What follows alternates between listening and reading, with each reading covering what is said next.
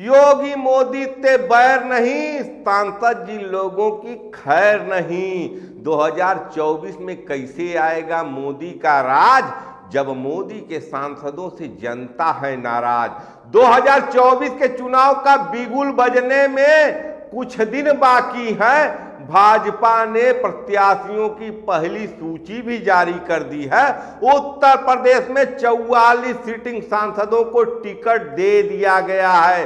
किसी भी सांसद का टिकट नहीं कटा है पहली सूची में। और उसी क्रम में चंदौली लोकसभा सीट से 2 बार के सांसद, मोदी सरकार के कैबिनेट मंत्री, भारी उद्योग मंत्री महेंद्रनाथ पांडे को भी टिकट मिल गया है। बिहार में अभी प्रत्याशियों की घोषणा होनी बाकी है। महाराष्ट्र में अभी एनडीए सहयोगियों में बातचीत का दौर चल रहा है। लेकिन जमीन से जो रिपोर्ट निकल कर आ रही है वो भाजपा के लिए अच्छे संकेत नहीं दे रही है।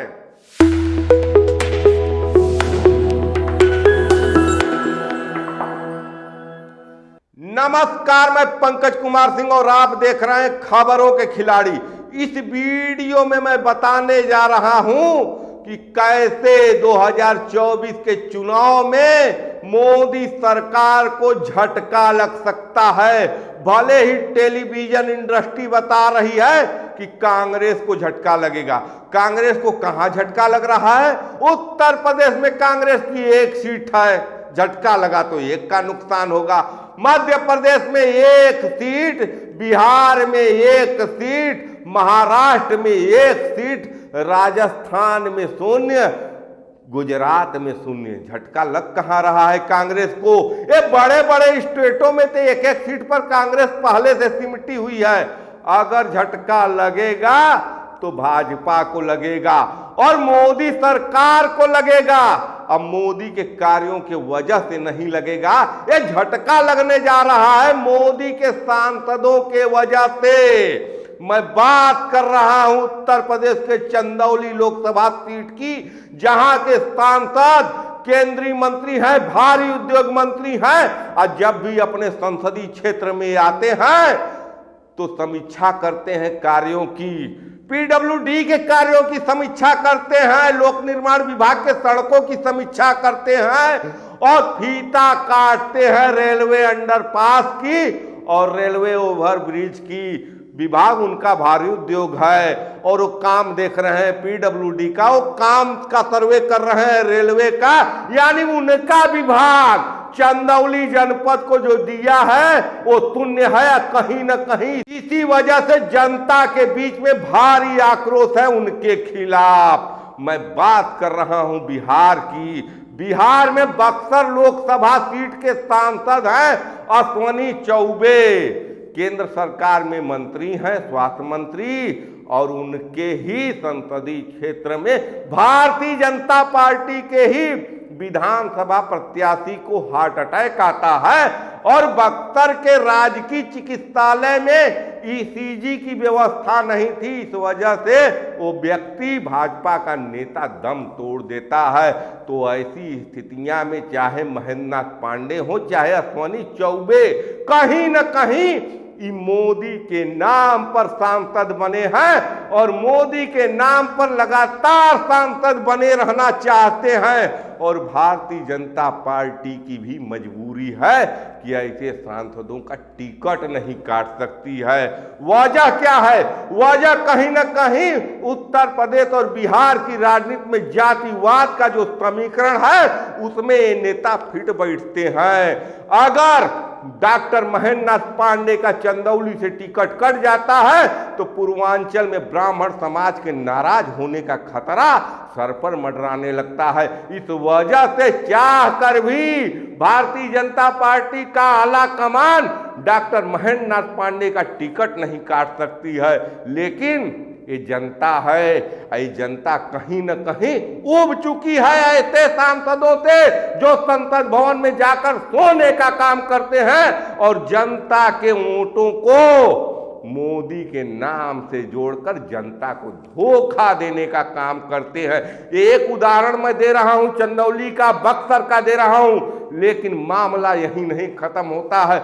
मामला कमोवेश हर लोकसभा सीट का यही है। चाहे आप रावर्टसगंज लोकसभा सीट से अपना दल के पकौड़ी लाल कोल की बात कर लीजिए, वहां भी जनता जो वोट दे रही है भाजपा को, मोदी और योगी के नाम पर दे रही है। सांसद जी जमीन पर जीरो है। यही हाल मिर्जापुर की सांसद और मोदी सरकार की मंत्री अनुप्रिया पटेल का हाल है। ये स्थिति कमोवेश पूरे पूर्वी उत्तर प्रदेश, क्या पूरे उत्तर प्रदेश में है। चाहे आप बलिया की बात कर लीजिए, वीरेंद्र सिंह मस्त की बात कर लीजिए, वो भी जनता में निकम्मे साबित हो रहे हैं। तो कहीं न कहीं आज की तारीख में नेता मोदी के नाम पर सांसद बनना चाहते हैं, मंत्री बनना चाहते हैं, लेकिन जनता अब पूरे मूड में है ऐसे नेताओं को सबक सिखाने के लिए। कहीं न कहीं एक खतरा हो गया है, राह में रोड़े पड़ने वाले हैं बड़े बड़े नेताओं को। और टीवी मीडिया बता रही है कि अब की बार 400 के पार, लेकिन वास्तव में राष्ट्रवाद और हिंदुत्व के मुद्दे पर सवार इस सरकार 400 के पार जा रही थी, लेकिन इस सरकार के सीटों को रोकने का काम कर रहे हैं मोदी के निकम्मे सांसद, जो संसद भवन में जाकर सोने का काम करते हैं। ऐसे उदाहरणों से भरा हुआ है पूरे देश का सियासत और सियासतदारों की कहानी।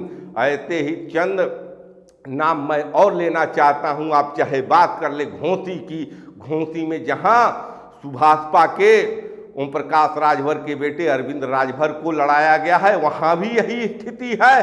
कहीं न कहीं आज की तारीख में जातिवाद के नाम पर जो नेताओं को सेट किया जा रहा है वो विकास से दूर है। और विकास भी अगर वो दिखा रहे हैं तो उनका विकास कहीं न कहीं भाजपा के एक दो बड़े मंत्रियों के कामों का विकास है, उनका खुद का अपना कोई काम नहीं है।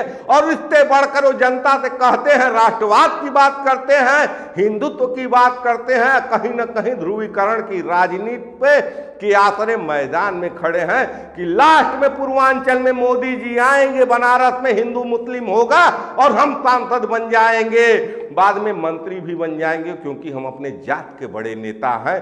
तो ऐसी मानसिकता वाले नेताओं को जनता सबक सिखाने के मूड में है।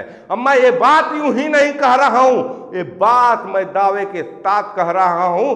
जब उत्तर प्रदेश के मुख्यमंत्री योगी आदित्यनाथ चंदौली में जनसभा करते हैं डॉक्टर महेंद्र नाथ पांडे के समर्थन में और मंच से चिल्लाते हैं कि आप दोनों हाथ उठाकर कहिए कि 24 के चुनाव में डॉक्टर साहब को समर्थन चंदौली की जनता देगी, लेकिन चंदौली की वो जनता जो योगी आदित्यनाथ के एक एक वादे पर ताली बजा रही थी, समर्थन दे रही थी, वो एक बार भी योगी आदित्यनाथ के कहने पर भी डॉक्टर महेंद्र नाथ पांडे के समर्थन में हाथ नहीं उठाई।